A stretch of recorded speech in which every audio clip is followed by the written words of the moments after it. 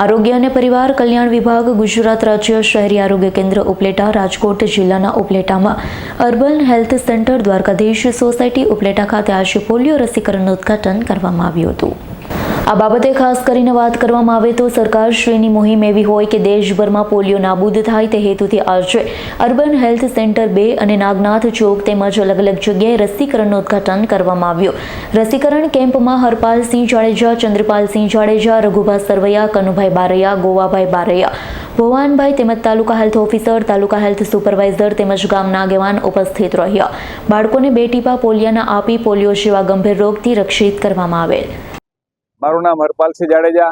આજ રોજ ઉપલેટાના નાગનાથ ચોક ખાતે આરોગ્ય અને પરિવાર કલ્યાણ વિભાગ તેમજ ઉપલેટા અર્બન હેલ્થ સેન્ટર 2 દ્વારા પોલિયો રસીકરણનું આયોજન કરવામાં આવ્યું। પોલિયો રસીકરણ બૂથનું ઉદ્ઘાટન ચંદ્રપાલસિંહ જાડેજા દ્વારા કરવામાં આવ્યું। વોર્ડ નંબર 3 અને 4ના વિસ્તારના 1 થી 5 વર્ષના બાળકો સ્વસ્થ અને તંદુરસ્ત રહે તે માટે આ આયોજન કરવામાં આવ્યું અને આ તકે અમે અર્બન હેલ્થ સેન્ટરનો ખૂબ ખૂબ આભાર માનીએ છીએ તથા આ પોલિયો બૂથના રસીકરણના કાર્યક્રમમાં કનુભાઈ બારૈયા, રઘુભાઈ સરવૈયા, ગોવાભાઈ બારૈયા, ભવનભાઈ વાઘેલા તથા અન્ય આગેવાનોએ આ તકે હાજરી આપી હતી।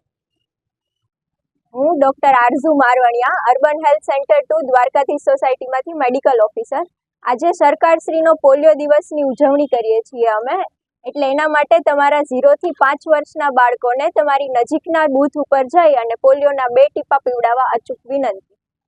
વિપુલ ધામેશાનો રિપોર્ટ, S9 ન્યૂઝ, ઉપલેટા। અમારી તમામ માહિતીથી અપડેટ રહેવા માટે જોડાયેલા રહો S9 ન્યૂઝ સાથે।